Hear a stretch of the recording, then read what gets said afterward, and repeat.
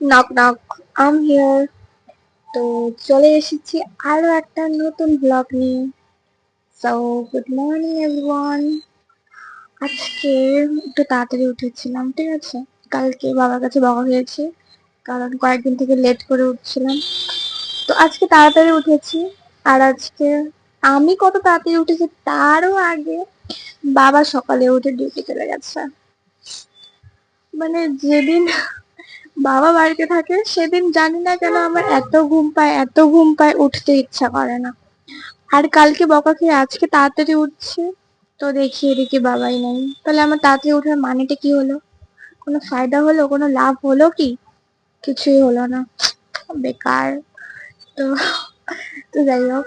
ও হ্যাঁ, আজকে শুধু বাবার বকাতে সকালে উঠছি তাই নয়, আসলে আজকে পূজা দিতে যাবো। শ্রাবণ মাস চলছে, তো ফার্স্ট সোমবারে বাড়িতে পূজা ছিল, তো সেদিন যাওয়া হয়নি। আর আমাদের বাড়িতে শিব ঠাকুর নেই, ঠিক আছে। মানে বাকি ঠাকুরগুলো আছে, কিন্তু আমাদের শিব ঠাকুর এখনো করা হয়নি বাড়িতে। তো তার জন্য মন্দিরে গিয়ে পুজো দিতে হয়। তো ফার্স্ট সোমবারে হয়নি, তো ভেবেছি আজ সেকেন্ড সোমবার, তো আজ যাব। আর ভেবেছি একাই চলে যাবো, কারণ আমার পার্টনার নেই। আমি যেখানেই যাই একাই চলে যাই, ঠিক আছে। কারো অত ভরসা করি না, একে তালাবো ওকে তালাবো, চ চ চ, অত আমার ভালো লাগে না। তখন যেখানে যেটা মনে হয় আমি একাই চলে যাই। অবশ্য বলি, কিন্তু তারপরে কি বেরায়, ও বলে যাবো না, ইচ্ছা নেই, হ্যান ত্যান। তো কি দরকার মানুষ কত তেলানো, তাই না? ভগবান দুটো পা দিয়েছে, নিজে চলে যাও ব্যাস। তো ভেবেছিলাম একাই যাব। তো তারপরে এখন মা বলছে মাও যাবে সাথে, তো ভালোই হলো। তো দুজন মিলে যাব।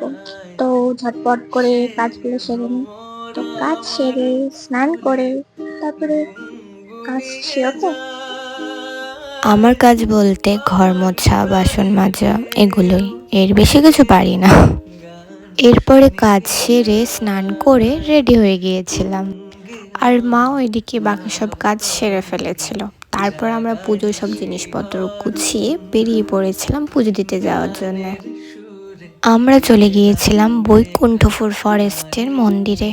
হয়তো এই মন্দির অনেকে চেনো না, তো বলে রাখি, এটা আশিঘর মোড়, নরেশ মোড় ক্রস করে সোজা ফরেস্টের সাইডে ব্রিজের আগে যে মন্দিরটা পড়ে সেই মন্দিরেই।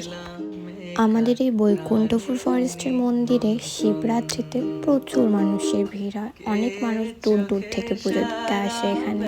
আর শুধু শিবরাত্রিতে নয়, শ্রাবণের প্রত্যেক সোমবারে অনেক মানুষ আসে এই মন্দিরে পুজো দিতে। দেখেছো মন্দিরটি কত সুন্দর করে সাজানো হয়েছে। আর আমরা যখন গিয়েছিলাম তখন মন্দির প্রায় ফাঁকাই ছিল, তাই আজ ভালো মতো পুজো দিতে পেরেছিলাম। হারিয়ে গেল মন, গানের সুরে পেলাম একার প্রাণে। এরপর পুজো দেওয়া হয়ে গেলে আমরা দেখি প্রসাদ দিচ্ছিল। তো পুজো দিয়ে প্রসাদ খেয়ে আমরা বাড়ির জন্য বেরিয়ে পড়েছিলাম। তো এই ছিল আমার আজকের একটি ছোট্ট মিনি ভ্লগ। তোমরা কারা কারা এই মন্দিরে গিয়েছো কমেন্টে জানিও। ওকে, বাই বাই, হর হর মহাদেব।